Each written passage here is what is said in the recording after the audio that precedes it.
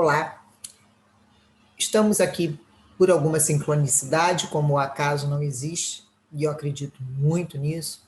Começamos o nosso módulo introdutório com a primeira turma, o primeiro grupo de colegas que confiou na possibilidade de entender a lógica, o porquê que vamos nos encontrar em 2 semanas para começar a conversar sobre prescrição e cálculo de dose de uma forma disruptiva, alterando a prática da nossa clínica diária e começando a trilhar uma estrada aonde o objetivo maior é que aumentemos a segurança ambulatorial e prescrevamos menos, mas sabendo mais. É esse o ponto.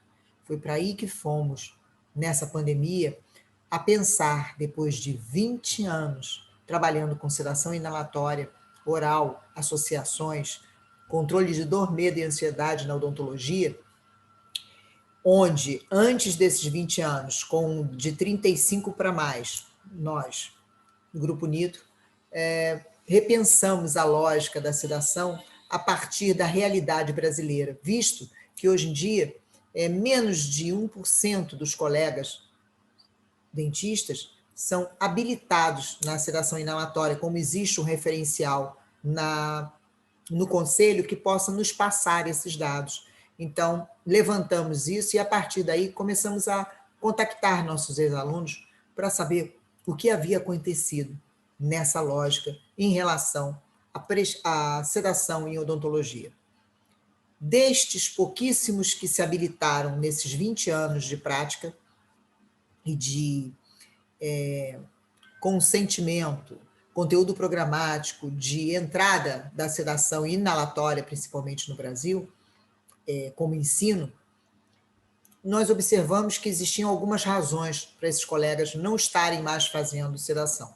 Fizemos um questionário, distribuímos pelos colegas nesse período da pandemia, até para saber também dos nossos alunos, a maioria deles, por onde estavam, como estavam. Foi um período que suscitou em nós uma vontade de saber de pessoas que já não víamos há muito tempo e que nos são caras. Eu acho que todos nós sentimos isso. E aí começamos, a partir dessa lógica da pandemia, essa lógica do isolamento, a repensar a prática da sedação no Brasil. Então, com as respostas, concluímos o seguinte: existem algumas razões que fazem nós, profissionais da odontologia, não procurarmos a sedação ou quem procurou desistir do projeto. Em primeiro lugar, a terapêutica em odontologia é o grande chapéu que envolve a sedação. A segurança ambulatorial é a grande razão para que nós nos apaixonemos pela sedação e da terapêutica e odontologia. Terapêutica e odontologia e sedação em última análise.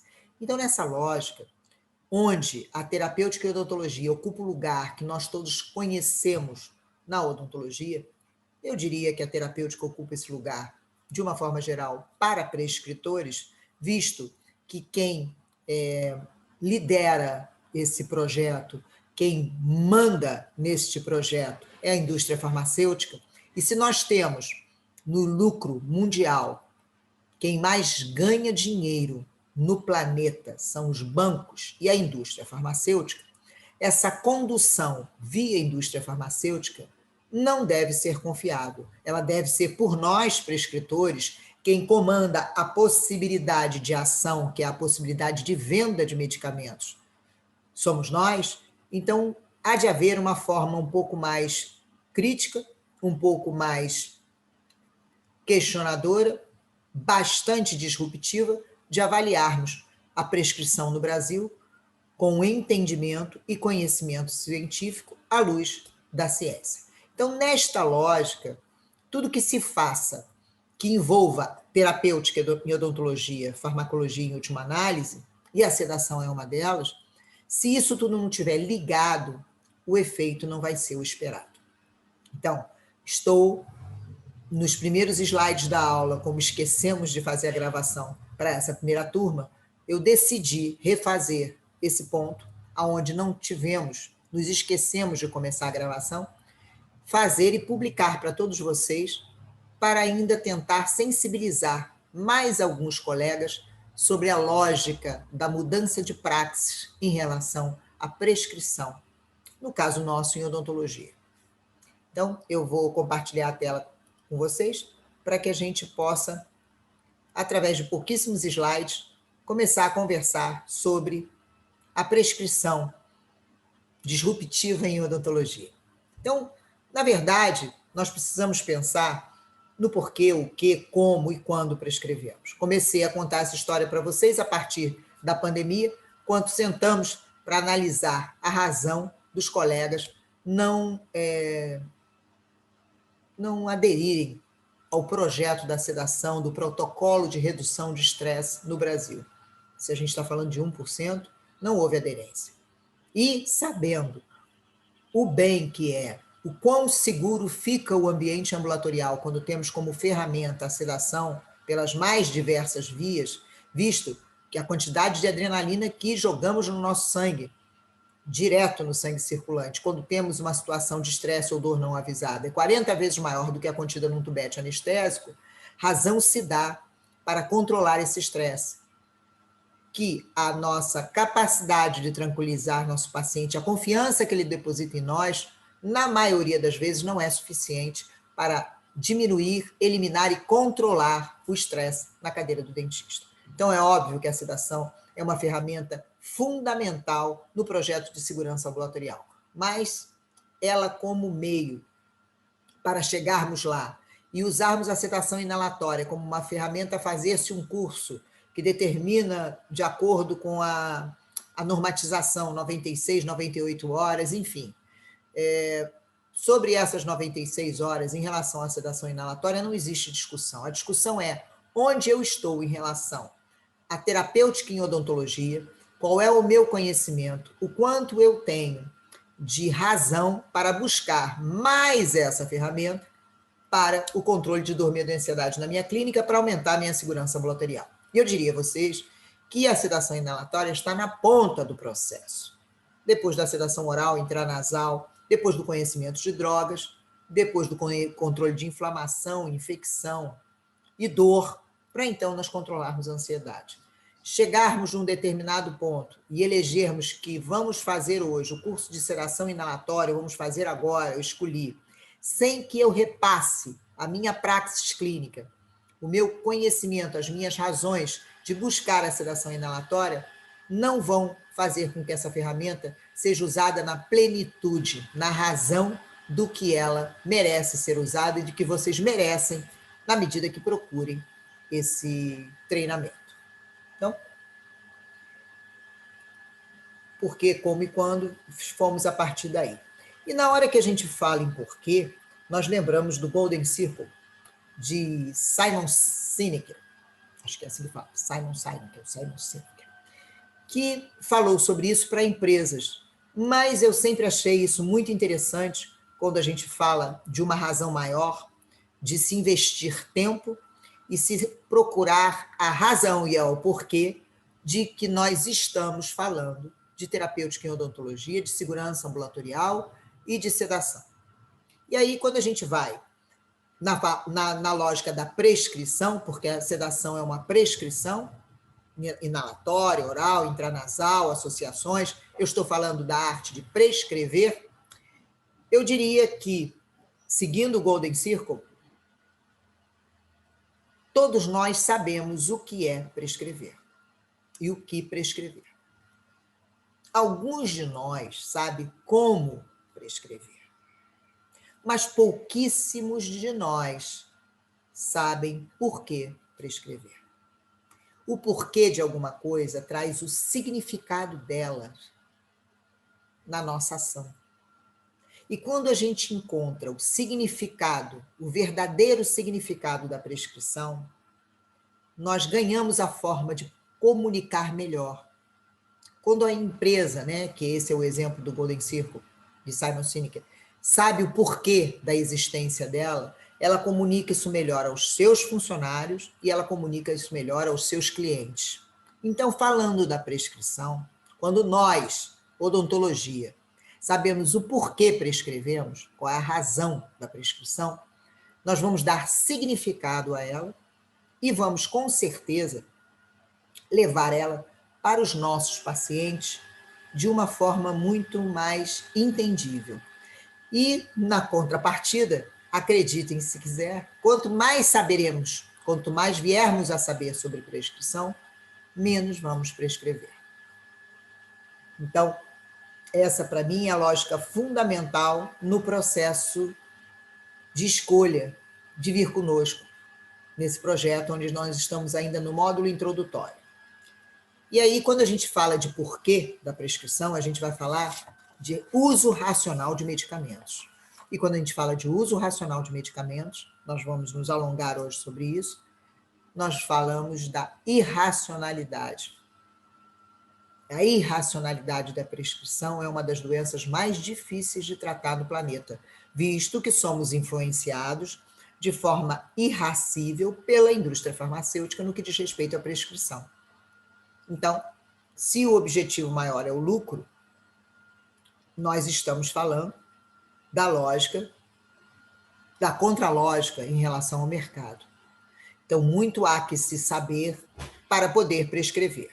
Então, nessa lógica, nós pretendemos, a partir desse módulo introdutório, fazer com que o que víamos em preto e branco, ou que tinha apenas uma dimensão, adquira outro colorido, adquira outra dimensão na lógica da prescrição na praxis clínica de vocês. Disruptivo, sim, quebrando paradigmas, sim, para que a gente possa finalmente chegar ao uso racional de medicamentos e ao grande porquê da prescrição em odontologia. Deste modo, nós sabemos que através da OMS, nós temos 6 etapas na prescrição, que valem ser revistas, e a partir delas nós vamos organizar o nosso pensamento. A primeira etapa é o diagnóstico. Nós precisamos diagnosticar para saber o que vamos e se vamos prescrever. A segunda etapa são os objetivos terapêuticos. Se eu fiz o diagnóstico, quais são os objetivos a partir das causas encontradas. Então, se eu sei os objetivos, eu vou começar a selecionar o tratamento. Selecionado o tratamento, eu vou para o ato da prescrição propriamente dita. Com condutas medicamentosas ou não. Detalhada essa prescrição, facilitando a dispensação do medicamento e o uso pelo paciente. Esse detalhamento para a dispensação, para facilitar a dispensação, está no uso racional de medicamento e no módulo introdutório da nossa razão de ver a terapêutica em odontologia com a sedação. Num quinto momento, como informar isso ao paciente? Que tipo de passo a passo eu tenho para dar ao meu paciente junto com a receita que eu estou prescrevendo para ele? Isso é por demais importante na hora que eu monto o esquema de prescrição na minha prática clínica diária. E a reconsulta, a capacidade de desprescrever de acordo com a reconsulta do paciente. São ideias ainda não colocadas na nossa rotina clínica e que precisam ser colocadas.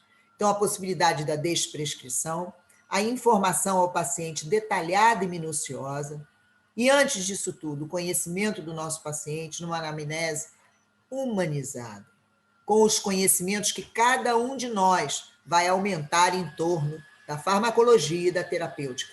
Isso vai ser importantíssimo e fundamental para a sua vida e para as pessoas que você ama, porque o ato de ir procurar o atendimento de um profissional de saúde não significa entregar a este profissional as decisões e as razões para prescrição, para exames e para cirurgias. Significa dividir e compartilhar com ele o conhecimento maior do nosso corpo, do nosso sentir, com aquele profissional especializado naquela área. E para isso nós precisamos ter algum conhecimento de nós mesmos e do que está em torno de nós. Lógico que se nós somos da área de humanas ou das áreas exatas, nosso conhecimento vai ser um conhecimento limitado, porque não é a nossa área de atuação.